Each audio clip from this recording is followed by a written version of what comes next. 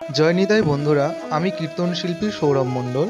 তো আমার এই চ্যানেলটির মাধ্যমে আমাদের কীর্তন এবং বিভিন্ন কীর্তনীয়াদের কীর্তন যেমন তুলে ধরি, পাশাপাশি আমি যখন বিভিন্ন স্থানে ঘুরতে যাই, তীর্থস্থানে তীর্থ করতে যাই, তো সেখানে যে ভিডিও, যে মঠ মন্দির রয়েছে, সেগুলো আমি আমার এই ভিডিওর মাধ্যমে তুলে ধরার চেষ্টা করি।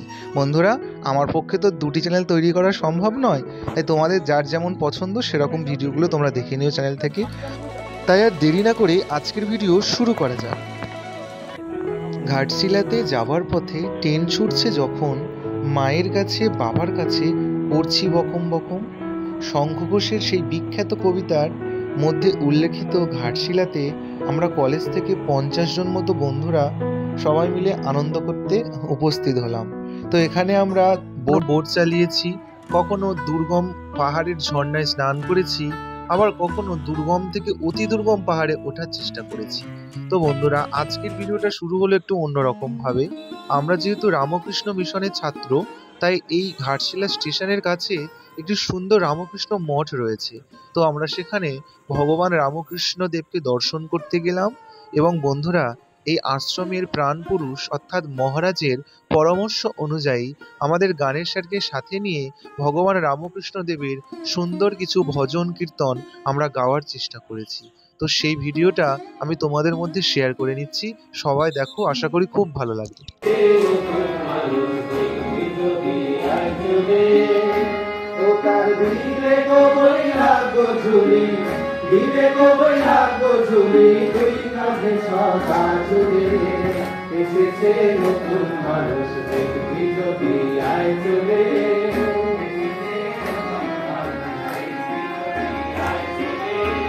বদলে মামা বাণী করি বাংলা শরীরে, বদলে মামা বাণী করি বাংলা শরীরে, লোকই গেল আগে, লোকই গেল আগে, দেখা তো নাহি দিলে, এসেছে নতুন মানুষ যদি আয় চলে, এসেছে নতুন মানুষ যদি আয় চলে।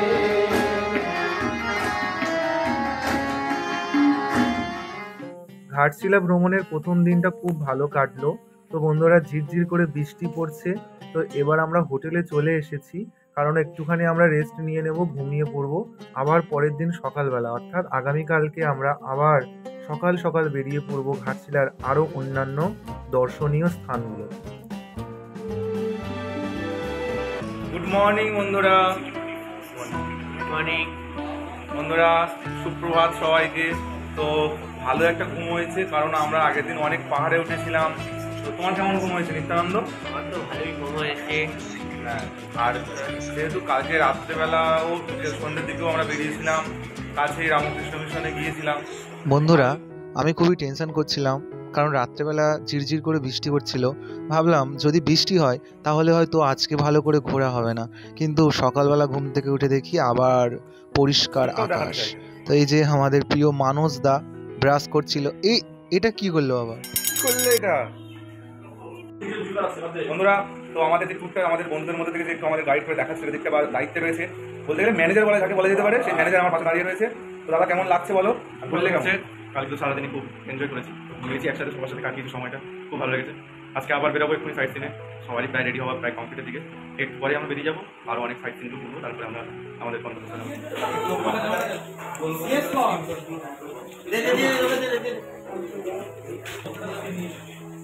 ভালো হয়েছে। ঝিরঝির করে বৃষ্টি পড়ছে, আর চলে এসেছি বিশিষ্ট সাহিত্যিক বিভূতিভূষণ বন্দ্যোপাধ্যায়ের বাড়িতে।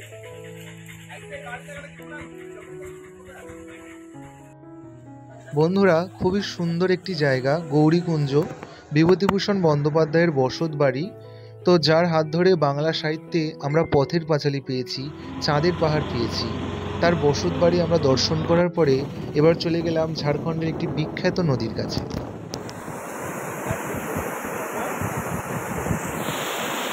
বন্ধুরা, এটা হলো ঝাড়খণ্ডের অত্যন্ত বিখ্যাত একটি নদী। নদীটির নাম হলো সুবর্ণরেখা নদী। আমরা যারা ভূগোল নিয়ে পড়াশুনো করি তাদের কাছে অত্যন্ত চর্চিত একটি নদী। এই নদীকে নিয়ে আমরা অনেক রকম কাজ করে থাকি।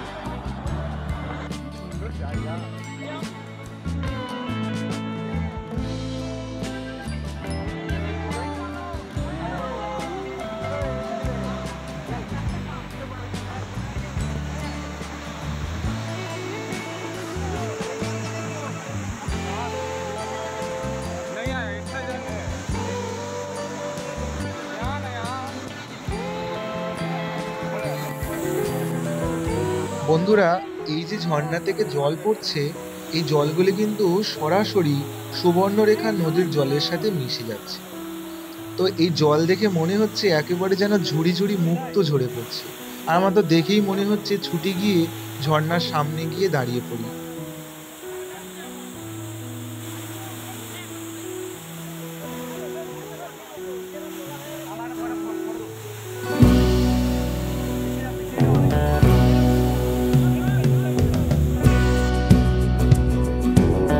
আর এই দেখো বন্ধুরা, এই নদীর এপাশে মানুষজন জাল নিয়ে দাঁড়িয়ে রয়েছে। এই নদীর জলে তারা মাছ ধরবে। তো খুবই ভালো লাগছিল ঘুরতে, আর হালকা বৃষ্টি বৃষ্টি একটা ওয়েদার ছিল, খুব একটা রোদের ঝামেলা ছিল না। এই দেখো বন্ধুরা, কত সুন্দর জালটাকে ফেললো একেবারে গোলভাবে। তো বন্ধুরা চলো এবার পরবর্তী তোমাদের আরেকটি স্থানে তোমাদেরকে নিয়ে যায়।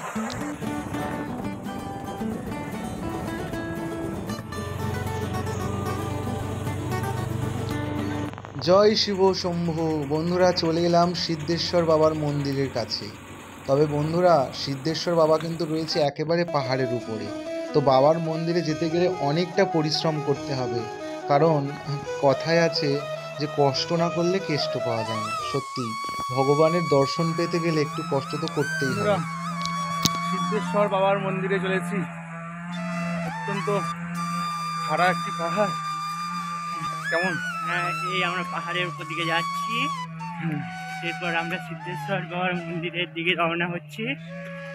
খুব সুন্দর। সঙ্গে আমাদের বন্ধুরাও রয়েছে, তারাও যাচ্ছে। তারা সকলে একটা করে জলের বোতল হাতে সঙ্গে নিয়েছে।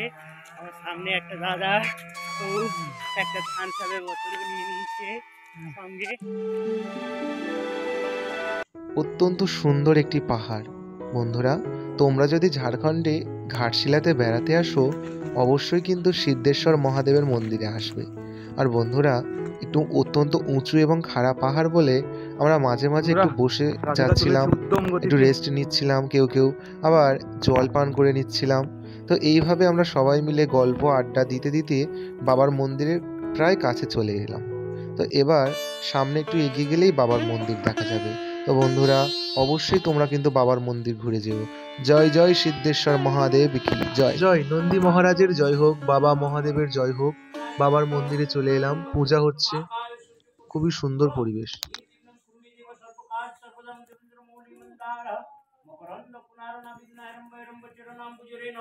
ओम सर्व सिद्धिदाता गणेशाय नमः। ओम जयंती मंगला काली भद्रकाली कपालिनी दुर्गा शिव क्षमादत्री सहस्र नमस्ते। ओम सर्व मंगल मंगल शिव सर्वार्थ साधिके शरण्ये त्र्यंबके गौरी नारायणी नमस्ते। ओम বন্ধুরা, এই যে গাছটি দেখতে পাচ্ছ, এই গাছে এই দাদাটি আজ থেকে কয়েক বছর আগে নাম লিখে গেছে। এখন চেক করে দেখছে সেই নামটি আছে কিনা। তো নামটি খুঁজে পেয়েছে, কিন্তু যেহেতু গাছের আকার আকৃতি পাল্টে গিয়েছে, সাথে সাথে লেখার অক্ষরগুলো একটু পরিবর্তন হয়েছে। খুবই সুন্দর পরিস্থিতি এবং পরিবেশ খুবই সুন্দর এবং স্বচ্ছ জায়গা, সবাই যেখানে পারছে বসে পড়ছে। যেহেতু মন্দিরের কাছে অত্যন্ত সুন্দর একটি পরিবেশ বিরাজ করছে, ঠান্ডা, আর ছবি তোলার জন্য তো একেবারে আদর্শ জায়গা। তো বন্ধুরা, তো এরপরেই আমাদেরকে নিচে নেমে যেতে হবে, কারণ এখনো আমাদের বেশ কিছু দর্শনীয় স্থানগুলি দর্শন করা হয়নি।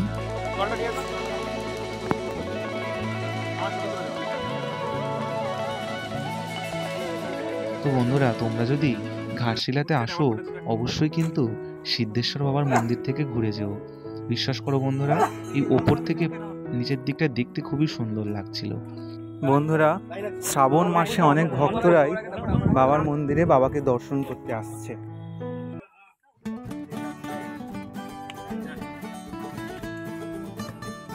বন্ধুরা আর বিলম্ব করলে হবে না, স্যাররা এবার নিচে নামতে বলছেন। তো আমাদেরকে এবার ধীরে ধীরে নিচের দিকে নামতে হবে, কারণ এর পরবর্তী স্থানে আমরা দর্শন করতে যাব।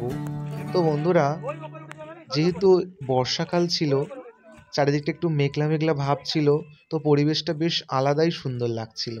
আর ঝমঝম করে বৃষ্টি হয়নি বলে আমাদের কোনো অসুবিধাই হয়নি। এখানে নামার সময় আমি লক্ষ্য করলাম প্রচুর এখানে শাল গাছ রয়েছে। তো এই শাল পাতাগুলো দেখে আমার সেই ছেলেবেলার কথা মনে পড়ে গেল।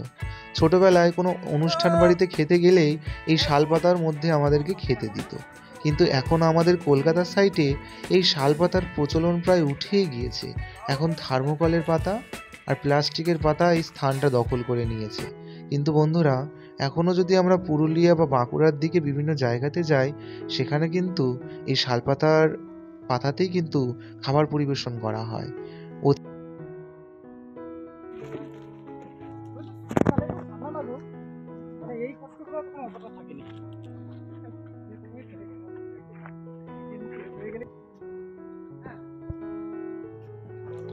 জয় মা রঙ্কিনী মাতার জয় হোক। বন্ধুরা, এবার চলে এসেছি রঙ্কিনী মাতার মন্দিরে। খুবই সুন্দর একটি মন্দির। আর এই যে বাম দিকে, এটা হচ্ছে প্রসাদ কেনার সেন্টার। এখান থেকে মাকে পূজা দেওয়ার জন্য প্রসাদ কেনা যায়। বন্ধুরা, এই শপটির পাশেই রয়েছে বীর হনুমানজির মন্দির। এখানে একজন মাতাজি পূজা করছেন। আর এই ডান দিকে দেখো, এই যে হনুমানজির অনুচর সহচর। তো বন্ধুরা, খুবই সুন্দর মন্দির, খুবই সুন্দর লাগলো। জয় মা রঙ্কিনী মাতার জয়, জয় মহাকাল মহাদেবের জয়, হর হর মহাদেব, জয় মা রঙ্কিনী মাতা, জয় শ্রী হনুমানজির জয় হোক।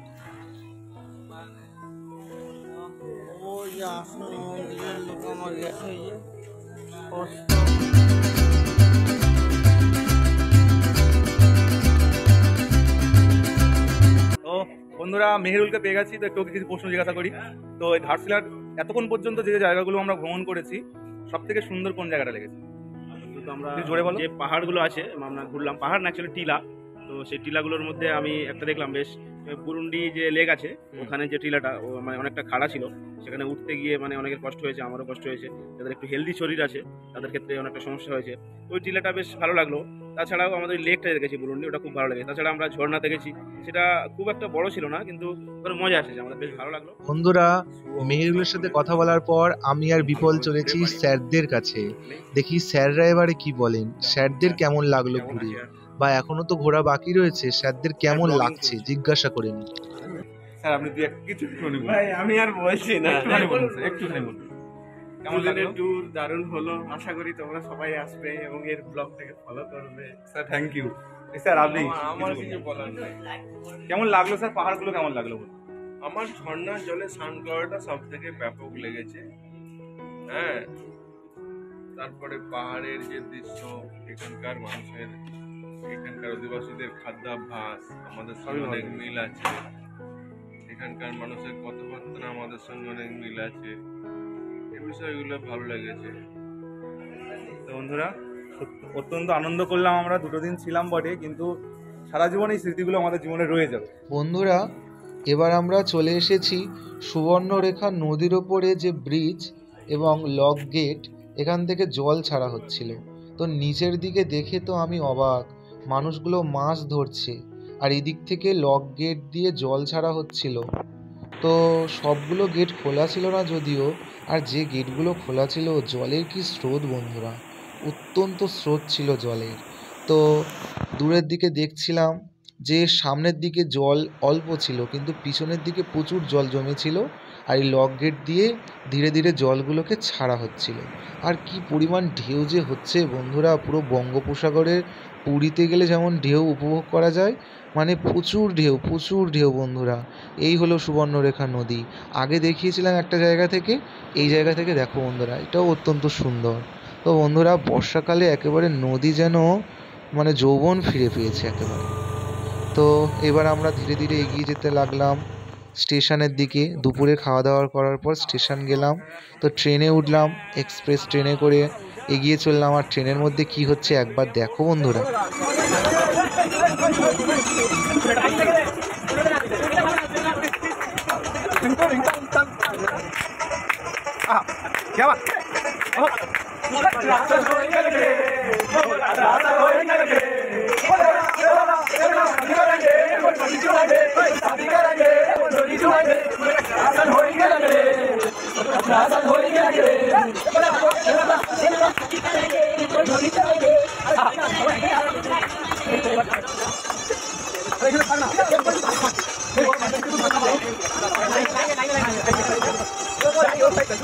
মারপিট করতে গেছে কি না এটা বাইক অ্যাক্সিডেন্ট হয়ে যাচ্ছে।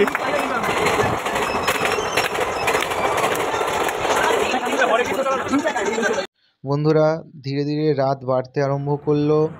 তো আমরা ফিরছিলাম হাওড়া স্টেশনের দিকে, এবার কলকাতায় ঢুকছিলাম ধীরে ধীরে। এই যে কোলাঘাট ব্রিজ, কোলাঘাটের নদী দেখা যাচ্ছে। তো বন্ধুরা তোমাদেরকে একটুখানি বলি, তোমরা যারা যারা এই ভিডিওটা শেষ অবধি দেখলে তোমাদেরকে জানাই অনেক অনেক অনেক ধন্যবাদ। এইভাবে তোমরা পাশে থেকো। আর আমার এই চ্যানেলটিতে শুধুমাত্র ব্লগ ভিডিও নয়, সাথে সাথে কিছু কীর্তনের ভিডিও আসে, তোমরা কীর্তনের ভিডিও দেখো, পাশে থেকো বন্ধুরা। হর হর মহাদেব, জয় শিব শম্ভু, রাধে রাধে বন্ধুরা, জয় শ্রীকৃষ্ণ।